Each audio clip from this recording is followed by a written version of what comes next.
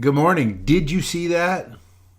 Yeah, I made a mistake and didn't lock the opening scene, and somehow my fingers hit the wrong buttons. Imagine that. Welcome to Keep This in Mind, brought to you by SpectHealth.com. If you didn't catch it, obviously you weren't watching the countdown, but that's par for the course for a lot of us. We don't check in until somebody else checks in.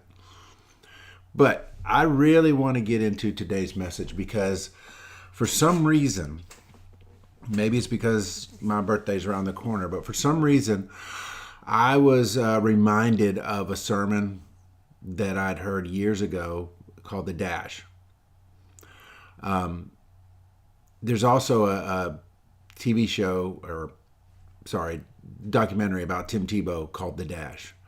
If you've watched or ever heard a preacher talk about this, the dash is the space or the days or the time between the day you're born and the day you die. It's that dash on your headstone, if you will, where you live your life. And I got thinking about it a little bit more recently, maybe because of the book, maybe because my birthday's coming up. But I have to ask you the question, what are you doing with your dash? What am I doing with my dash? You know, we talk about that we want to leave a mark on this world, but that mark may look different to all of us. You know, some people may want to be remembered by many, right? You know, I think of the people in governments around the world and even in the U.S. that, you know, when they pass away, they lie in state. Whether it was the Queen of England or Ronald Reagan or whomever, they lie in state, you know, and everybody goes by and they're like, wow, that was a good man, that was a good woman.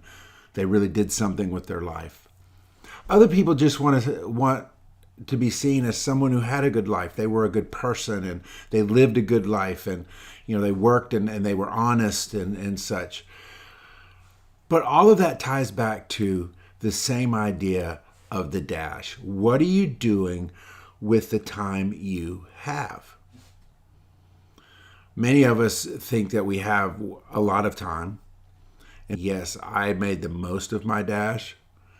It may be time to reevaluate the daily actions that you're doing and see if they are leading you towards a better dash. Now, there's an exercise that I did just a few minutes before I started this show. It was an exercise that one of my mentors, Coach Michael Burt, talked about when he turned, I think it was 42. I turned 54 in a little over a month. At the date of my 54th birthday, and remember, we're not promised tomorrow. We can only operate it today. But the average lifespan of a man in the United States of America is age 76. On March the 15th of this year, I will be 54. Exactly 22 years from the average lifespan. Here's a way to put it in perspective. If you take 22 years and you multiply it times 365, on average, again, not promised, but to reach the average lifespan of a man in the United States of America as we currently sit, I will have 8,030 days left. Talk about really making things real. Talk about igniting a sense of urgency to say, I've got roughly 8,000 days left to get done what I'm supposed to do in this life and in this world. I encourage you to do the same exercise. I think when I did the weeks, it was like 1,100 weeks. Now think about that for a minute. 1,100 weeks. That just doesn't seem like very long anymore to me. So I am, in my own life, operating with a greater sense of urgency to accomplish the things that I was put here to accomplish. And I want to encourage you to do the same thing. Look, I'm not trying to get you to define what that purpose is, because that's something that only you really know. But my question for you is, are you doing everything you can today to make that dash count even more? when my father passed away, we were trying to get pallbearers, and one of his close friends had a mandatory out of town something conflict. When we'd asked him to be a pallbearer, he was like, "My goodness, I wish I could, but I just can't. I just can't. This is something that I cannot get out of." And we were like, "Fine, we'll move on, etc." About 20 minutes later, he called back. And he said, "For David Specht, I will rearrange everything. I will be there."